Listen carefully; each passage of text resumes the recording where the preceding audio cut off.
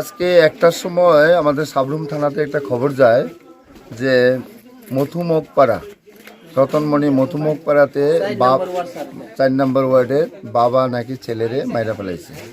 তো এই খবরের পরিপ্রেক্ষিতে বড়বাবু আসে এবং থানা স্টাফ এবং আমিও এখানে দেখতে আসলাম। তো এখানে যা ঘটনা দেখলাম যে এখানে মথুমোগপাড়া যে কেতু ত্রিপুরা বয়স অনুমান 26-27 হইব। তো সবার বক্তব্য অনুযায়ী হ্যাঁ নাকি এই পর্যন্ত 10টা বিয়ে করছে, এটা তার লাস্ট বিয়া।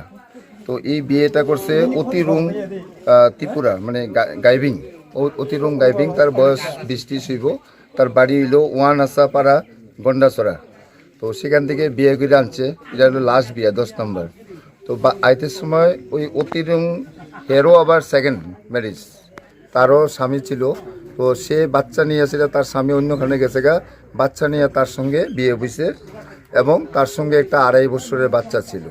তো এই বিয়ে হয়েছে যে তার মাস 3 হয়েছে এখানে আইছে যে। তো এই 3 মাসের মধ্যে প্রতিনিয়ত এই বাচ্চাটার উপরে এই যে কেতু ত্রিপুরা বাপ, উনি নির্যাতন করে যাইতেছে, বারবার মারধর করে প্রত্যেক দিনেই।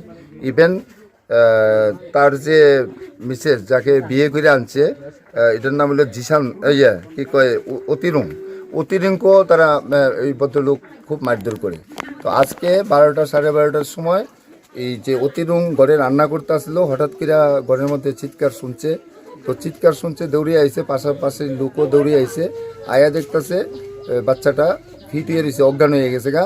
বাচ্চাটার মাথাতে জল ডালতেছে এবং বাচ্চাটার গায়ে অনেক কালো দাগ টাগ আছে যে আগে মারধর করছে এবং আজকেও মারধর করছে কিনা এটা তো কেউ দেখছে না, আজকেও করতে পারে বা এখনও যে সময় মারা গেছে এ সময় করতে পারে। তো এই ঘটনার পরিপ্রেক্ষিতে আমরা অতিরুংরে আর কেতু ত্রিপুরারে উঠিয়া থানাত নিছি।